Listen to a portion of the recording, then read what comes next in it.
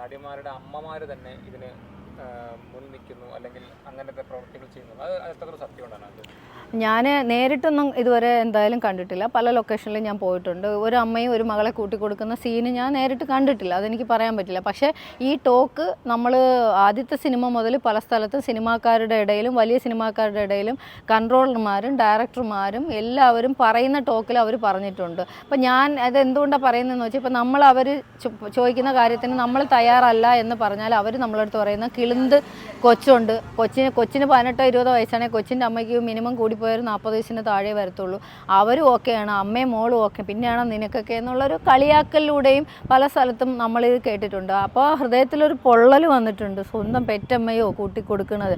അപ്പോൾ അങ്ങനെയുള്ള സാഹചര്യങ്ങൾ ഉണ്ടായിട്ടുണ്ടാവാം. മേ ബി അത്തരം സാഹചര്യങ്ങൾ ഈ ഒരു വാർത്തയൊക്കെ വരുമ്പോൾ ഏതെങ്കിലും കുട്ടിക്ക് ഓപ്പണായിട്ട് എൻ്റെ അമ്മ എന്നെ കൊണ്ടുപോയി മിസ്യൂസ് ചെയ്തു എന്ന് പറയണമെങ്കിൽ ഇപ്പോൾ ഹേമ കമ്മിറ്റി അടക്കമുള്ള ഈ ഒരു കമ്മിറ്റിക്ക് മുമ്പാകെയോ അതേപോലെ ഇപ്പം പൂങ്കുഴലി മാഡമും ഐശ്വര്യ ഡോങ്റെ അടക്കമുള്ള മേധാവികളുള്ള നമുക്ക് അടുത്തൊരു സിസ്റ്റം സർക്കാർ വെച്ചിട്ടുണ്ടല്ലോ, അടുത്തൊരു കമ്മിറ്റി. അതല്ലെങ്കിൽ നമുക്ക് പറയാൻ പറ്റുന്ന പല സ്ഥലത്തും പറയാം, നിങ്ങൾ ഓപ്പണപ്പാകാൻ നിങ്ങളുടെ പേരോ കാര്യങ്ങളോ ഒന്നും വെളിയിൽ വരില്ല.